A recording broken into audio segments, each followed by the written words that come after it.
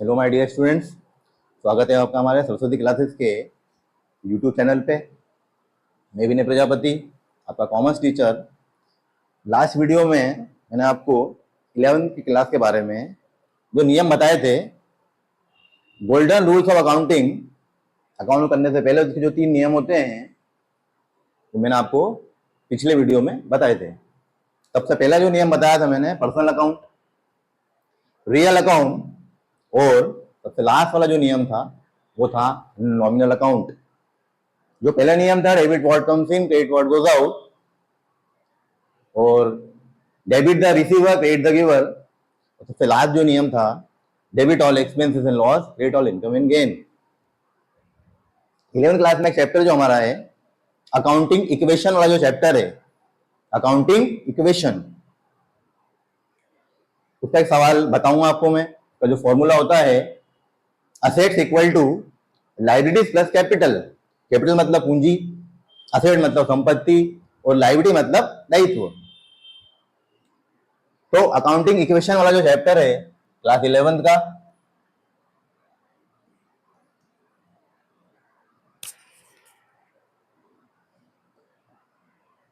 Eleventh class का chapter accounting equation. बात करते हैं एक सवाल की। अकाउंटिंग इक्वेशन वाला जो चैप्टर है, जिसका फॉर्मूला मैंने बताया assets equal to liabilities plus capital. पहले छोटा सा सवाल ले लेते हैं। बिजनेस स्टार्ट करा, बिजनेस स्टार्टेड विथ कैश। 50,000 रुपए से कोई बिजनेस चालू करा। पहला पॉइंट लिया हमने, बिजनेस स्टार्टेड विथ कैश 50,000 रुपए, व्यापार प्रारंभ किया 50,000 रुपए से। सेकेंड नंबर पे लिखा हमने goods purchase for cash, goods purchase for cash, नगद माल खरीदा, नगद माल खरीदा 5,000 रुपए का। यहां लिखा थर्ड नंबर पे सैलरी पेड,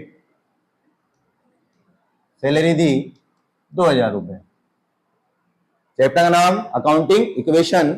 तो जो फॉर्मूला है assets equal to liabilities plus capital.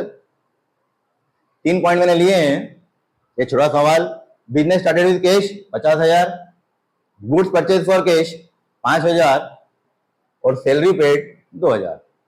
इसको सॉल्व करते हैं। इसके लिए जो फॉर्मूला होता है assets equal to assets equal to liabilities plus capital, liabilities plus capital. और यहां पर एक बनाएंगे कॉलम ट्रांजैक्शन का। यहां कॉलम बनेगा काय का, ट्रांजैक्शन का। टेबल बना लेते हैं। फॉर्मेट क्या रूल बताया था मैंने, assets equal to liabilities plus capital. एक कॉलम मैंने यहां बनाया है ट्रांजैक्शन का।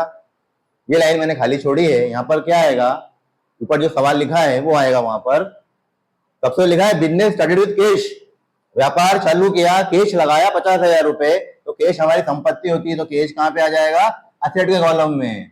कैश कहां पे आ गया, असेट के कॉलम में।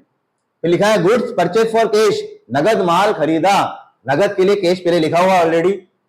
माल के लिए हम क्या लिख लेते हैं, स्टॉक। माल के लिए हमने क्या वर्ड ले लिया, स्टॉक। अब लिखा है सैलरी पे करी, सैलरी पे करी। सैलरी का कॉलम नहीं बनेगा। सैलरी माइनस होगी कैश में से, सैलरी माइनस होगी कैपिटल में से। अब बात करते हैं लायबिलिटी का कॉलम खाली पड़ा है, कैपिटल तो कैपिटल आ जाएगी, इसमें कुछ नहीं आता है। कैपिटल तो ऑलरेडी खुद अपनी कैपिटल होती है।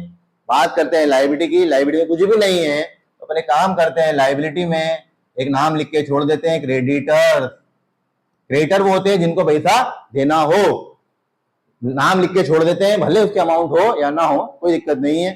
सवाल स्टार्ट करते हैं। पहला लिया ट्रांजेक्शन के कॉलम में, सबसे पहले लिखा मैंने बिजनेस स्टार्टेड विथ कैश व्यापार चालू किया, नगद कितना, नगद 50,000 रुपए। तो 50,000 रुपए तो व्यापार चालू हुआ, तो 50,000 रुपए कहाँ लिखे हैं मैंने, कैश में। स्टॉक का कोई मतलब नहीं है, लायबिलिटी तो हमारे पास है ही नहीं। 50,000 का जब कैश हमारे व्यापार में आया तो 50,000 से क्या बढ़ेगी हमारी कैपिटल, 50,000 से बढ़ गई हमारी कैपिटल। क्योंकि व्यापार चालू करते समय जो एंट्री बनती है जर्नल में वो होती है cash account debit to capital. व्यापार में कैश आ रहा है, डेबिट हो गया, और कैपिटल क्या होती है, क्रेडिट होती है। तो कैश में कितने लिखे 50,000, बाकी सब में 0, और कैपिटल कितने लिखे 50,000। ये सवाल करने का नियम होता है, दोनों साइड इक्वल अमाउंट आना चाहिए। अब बात करते हैं सेकंड नंबर की एंट्री की। सेकंड में लिखा था मैंने goods purchase for cash, goods purchase for cash. नगद माल खरीदा 5,000 रुपए का। जब नगद माल खरीदा है बच्चों तो पैसा जाएगा हमारे पास से, और पैसा जाने के लिए पैसा होना जरूरी है, जो कि हमारे पास है। 50,000 रुपए कैश रखा है हमारे पास, इसमें से हमने 5,000 रुपए नगद निकाल लिए। नगद निकाल लिए मतलब पैसा गया, गया मतलब साइन का लगेगा माइनस का, तो ये ब्रैकेट का मतलब क्या लगा दिया मैंने, माइनस। 50,000 में से अपन ने 5,000 का माल निकाला, 5,000 रुपए क्या क्या निकाला, नगद निकाला, और नगद माल अपन ने खरीद लिया। तो 50,000 में से 5,000 निकाले और 5,000 का स्टॉक ले लिया। तो 5,000 यहां से गए और 5,000 का यहां माल आया, और आपको मालूम है प्लस माइनस क्या होता है, माइनस मतलब 0। तो इधर भी 0, इधर भी 0, इधर कोई फर्क नहीं पड़ेगा। 50,000 में से 5,000 निकाल के 5,000 का माल खरीद लिया, प्लस के 5 माइनस के 5 0।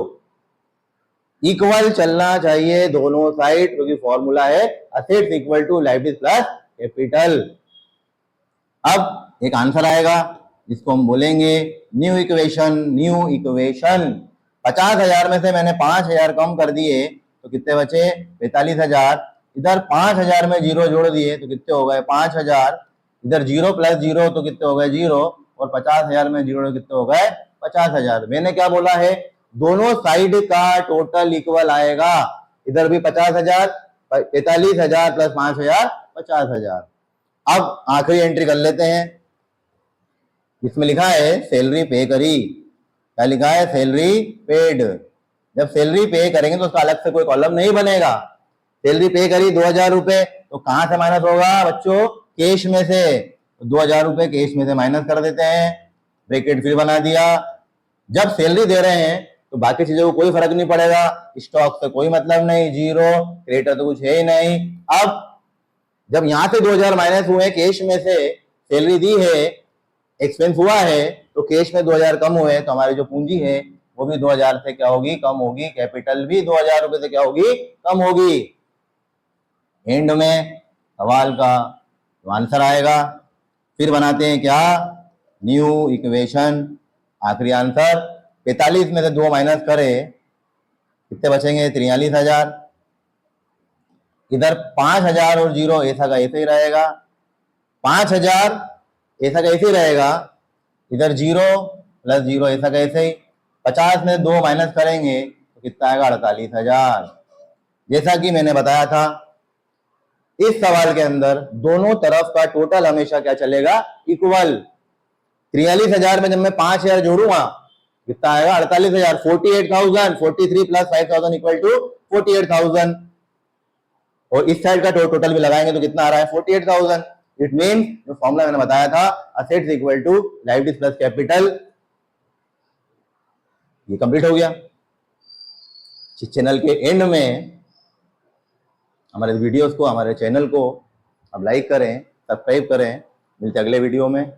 बाय बच्चों।